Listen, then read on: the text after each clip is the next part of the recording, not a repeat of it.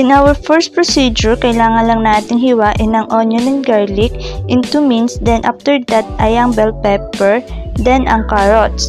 Actually, yung iba naming ginamit na gulay which is the string beans or sitaw, okra or ladyfinger, and the talong or eggplant na galing pa sa bakuran which is tanim ni mama.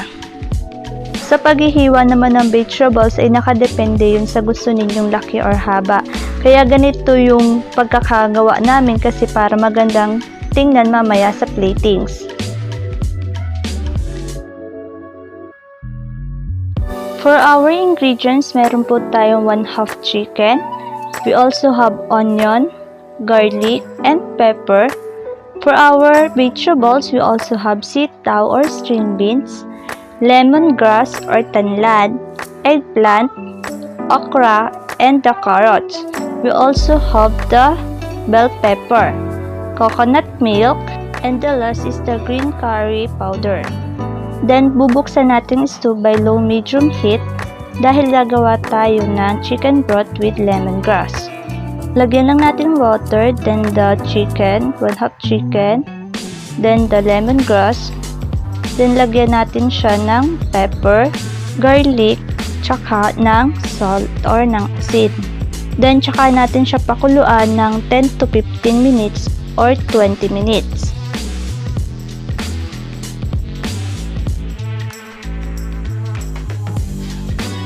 At kapag naahon na natin, tsaka natin ilagay yung coconut milk, onion, then the salt, pepper, then papakuluan ulit natin. Kapag kumulo na siya, tsaka natin ilalagay yung chicken. Kapag nailagay na natin yung chicken, then tutunawin natin yung green chicken powder sa chicken broth.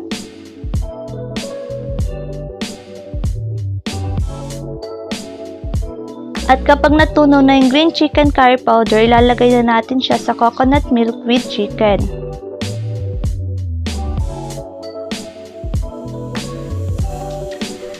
Then kapag kumulo na yung coconut milk, next natin yung natitira ulit na gata or na coconut milk. Then hintayin ulit natin siyang kumulo.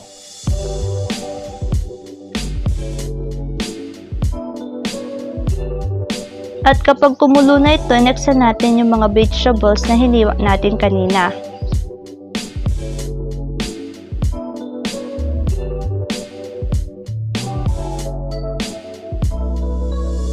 Pagkatapos ilagay na mga gulay, ay hintayin na lang natin itong kumulo. A few minutes later. So after ng ilang minuto at nakita natin kumukulo ang ating niluto, ay pwede na natin itong angunin at tingnan na rin kung luto ang gulay.